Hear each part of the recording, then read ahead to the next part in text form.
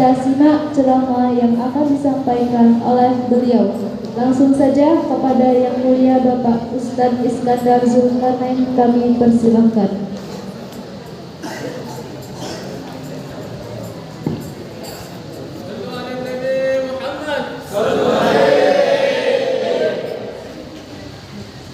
Assalamualaikum warahmatullahi wabarakatuh.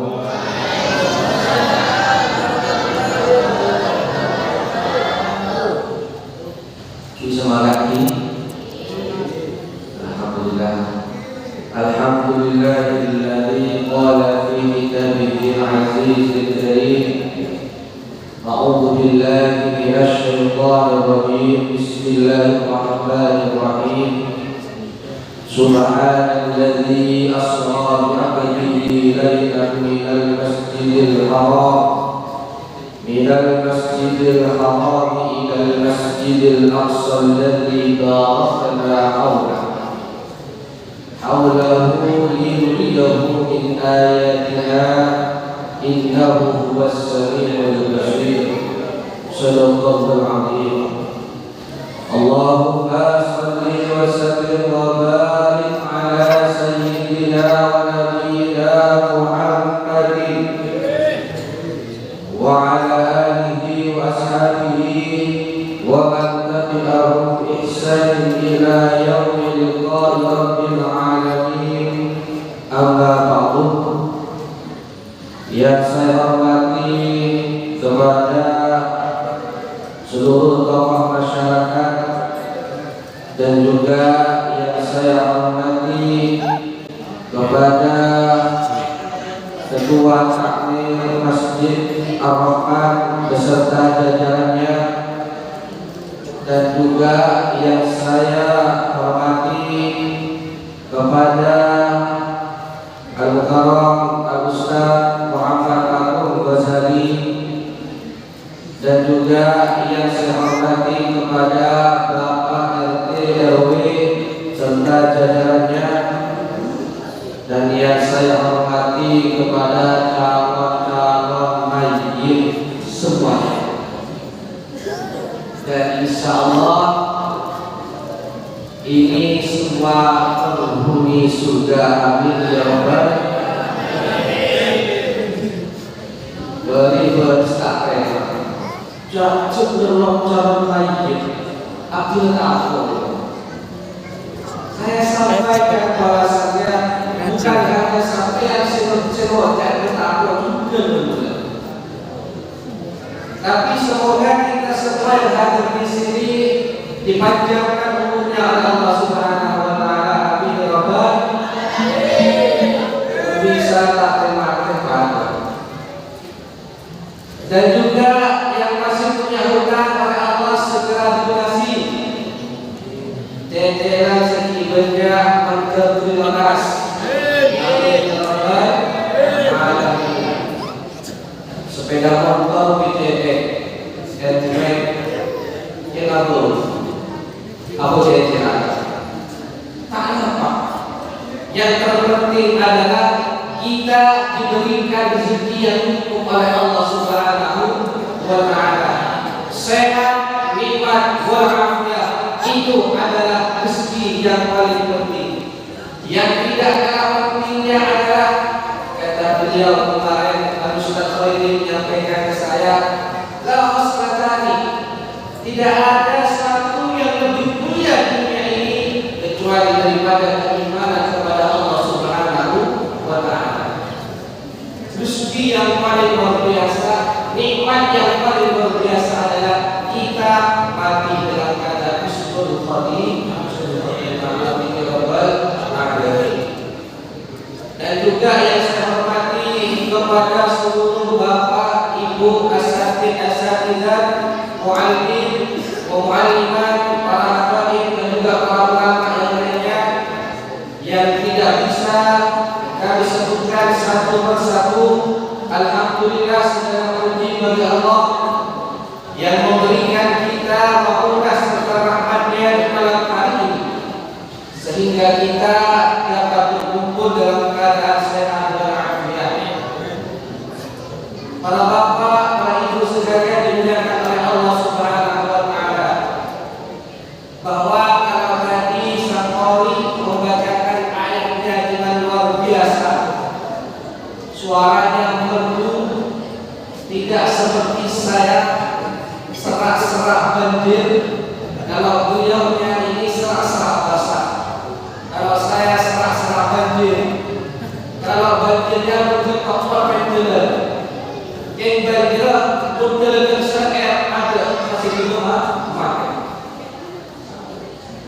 Perhatian dan hadirin muliakan oleh Allah Subhanahu wa taala, di dalam ayat tersebut Allah menetapkan, menisbatkan Nabi Muhammad SAW dengan perkataan Abdul bi abdihi layla. Dalam tafsir Al-Imam Qurtubi menjelaskan bahwasannya kenapa mak bisa Nabi Muhammad mereka disebut dengan Abdul. Ternyata tingkatan yang paling tinggi adalah tingkatan Abdul. Saya teringat dengan perkataan yang lagi viral di sosmed. Kaifa aqulu fakiran, kaifa akhafu an akuna fakiran wa abdul ghani. Bagaimana saya takut hidup dalam keadaan fakir, sedangkan aku mempunyai Tuhan yang maha kaya, sedangkan diriku adalah hamba-Nya Allah yang maha kaya. Ternyata saya lihat di dalam kamus bahasa Arab, Abdul itu mempunyai makna yang sangat luas dan juga luar biasa. Apabila dulu antara Nabi Muhammad dengan Allah disebutkan nama Abdul adalah seorang hamba hubungan dengan Allah Subhanahu wa taala, kita dan Nabi Muhammad adalah Abdul daripada Nabi Muhammad SAW. Kita kepada guru, murid adalah Abdul, sedangkan sayyidnya adalah gurunya. Anak kepada orang tuanya adalah Abdul, sedangkan orang tuanya adalah sayyidnya. Maksudnya apa? Maksudnya murid harus taat kepada gurunya, umat harus taat kepada nabinya, hamba harus taat kepada Tuhannya. Dan juga ini yang sangat miris. Tadi siang saya membaca dan juga sekaligus mendengarkan di televisi, ada seorang anak yang berani memutilasi ayatnya. Enggak dikorder. Kepada kaum muda, saya juga masih punya orang tua. Kalau kita ingin bahagia, jangan pernah kita mengecewakan tiga orang ini. Yang pertama adalah ibunda kita, yang kedua adalah ayah kita, sedangkan yang ketiga adalah istri kita bagi yang punya istri. Tapi kalau tak punya istri, yang mana Ustaz? Ikut dua saja. Kenapa seperti itu? Ibu, bapak adalah pusaka bagi kita. Kalau sudah meninggal dunia, maka jihad pusakanya telah hilang dari kehidupan kita.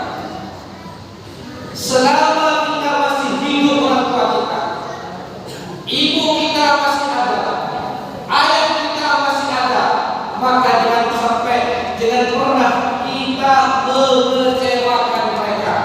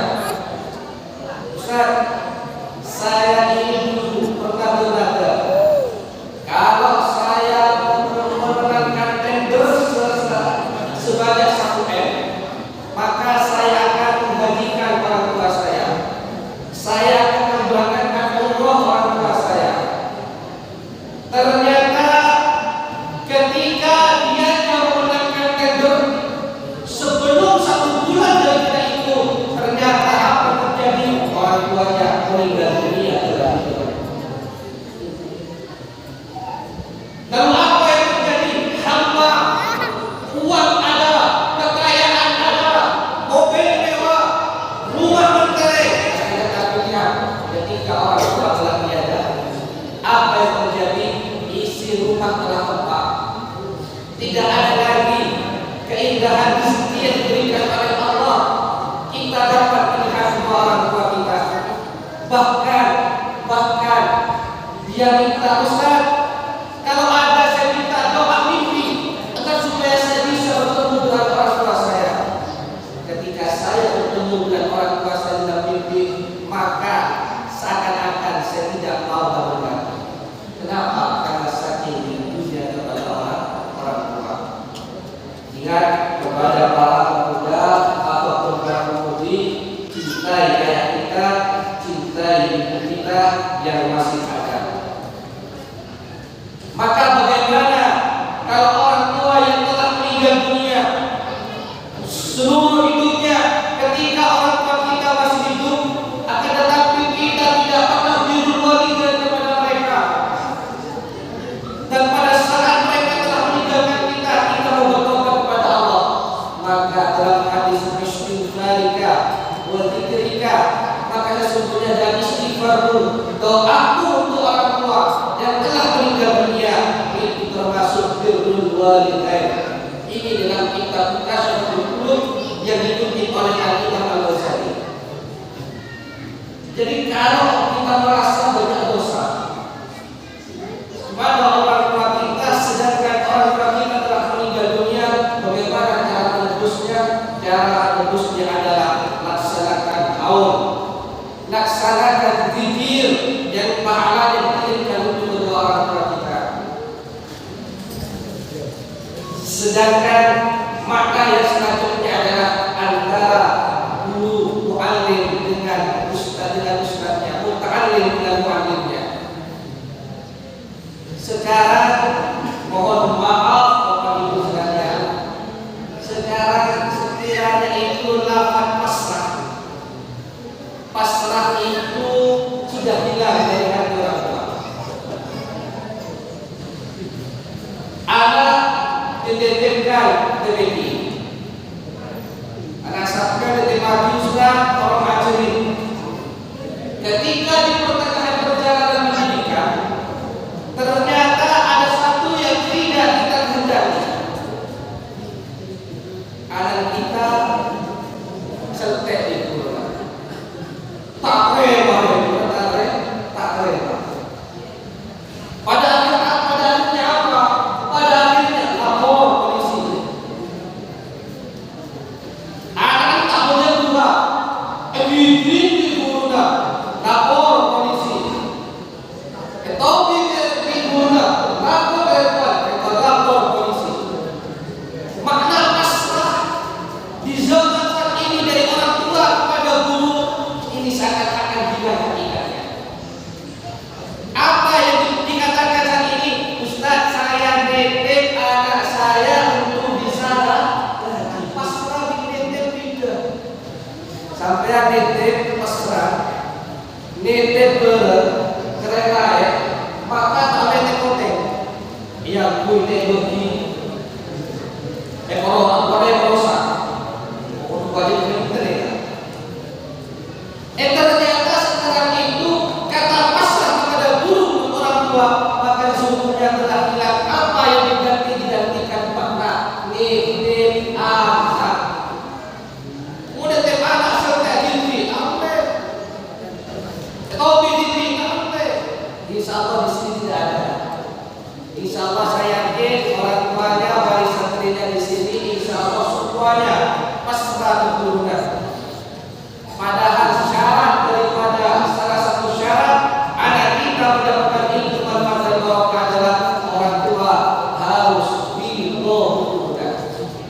Ingat Al-Imam Al-Ghazali, beliau terlahir bukan dari orang yang alim. Beliau terlahir bukan dari tokoh masyarakat. Beliau terlahir bukan daripada anak kiai, bukan. Akan tetapi beliau terlahir daripada orang tua yang soleh dan solehah. Setiap kali ada majelis ilmu, maka imam ayahnya Imam Ghazali hadir. Pasti hadir. Lalu apa yang dikatakan? Ya Allah, doa ketika di tengah majelis, ya Allah,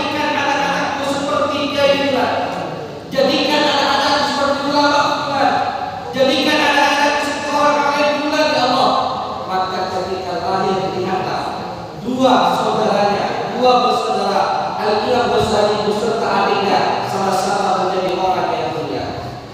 Al-Imam Ghazali menjadi orang yang pengarang kitab yang luar biasa. Karangannya dikenal di mana-mana.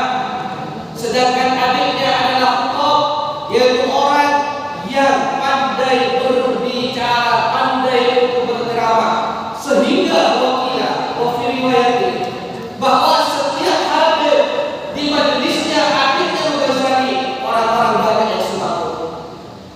Bahkan dikatakan salah satu jemaahnya ada yang meninggal dunia. Kenapa? Karena saking indahnya, saking merasuknya ke dalam jiwa apa yang disampaikan oleh Al-Imam adiknya Imam Ghazali. Ini adalah barokah daripada menghadiri majelis ilmu. Maka sampai sering mereka pada haji, pada haji. Sampai tahu dengan kenapa Pak Ustaz terkadang apa bersuara. Masuk jam terus setengah ya. Artinya, wah sendiri, artinya saya berdiri saja biar tidak terlalu lama. Jadi ketika kita pulang dari majelis ilmu, maka tidak pernah kita memikirkan kita pulang dengan yang kosong, tidak. Akan tetapi berokah daripada majelis ilmu di masjid ataupun di tempat lainnya pasti ada asar, ada bekas barokah aliran kepada anak kita.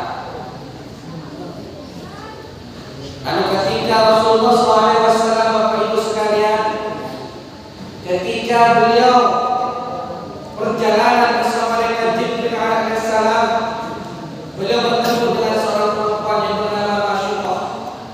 Masyidah ini entah namanya siapa, tetapi di dalam kitab itu Masyidah ini adalah Masyidah binti Fir'aun, yaitu adalah bukan sisir daripada putrinya Fir'aun.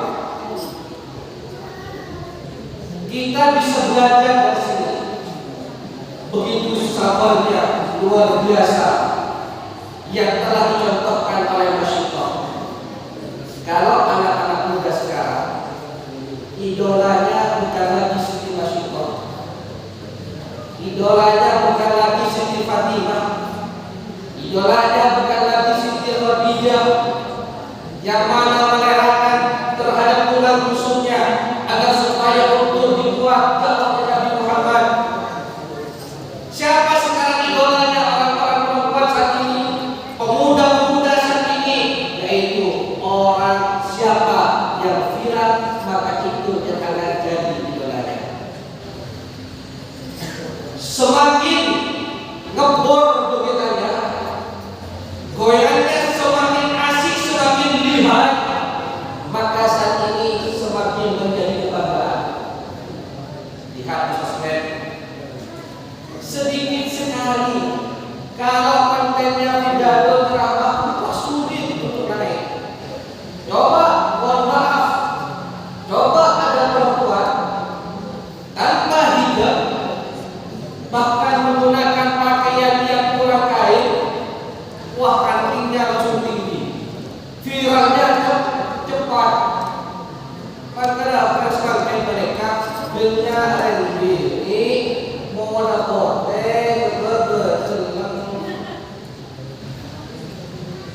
ada apa sekitar bunuh aku dulu. Detil makin ini tar langsung terus. Ada apa? Glowing mulus tak. Dan ini sekarang jadi kebanggaan bahwa idola-idola kita, idola-idola perempuan di zaman saat ini telah hilang. Siti Fatimah telah hilang dari hatinya, Siti Khadijah telah hilang dari hatinya.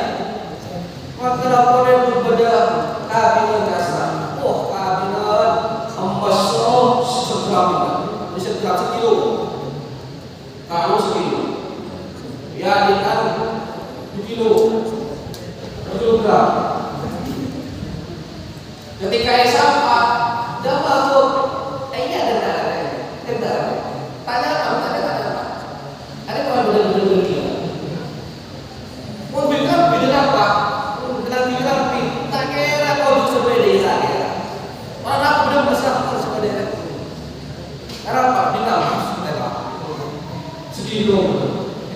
Begitu terjadi saat ini. Insya Allah kan kita sekali lagi insya Allah kan sombong. Insya Allah sombong Israel. Jadi sekarang al-mufakir, sekarang ini orang-orang berbuat, silahkan kita kaya, silahkan, tidak ada masalah dengan kaya. Tetapi ketika kekayaan itu digunakan untuk perlombaan, kekayaan digunakan untuk kesombongan, nah ini yang bermasalah. Ini yang bermasalah.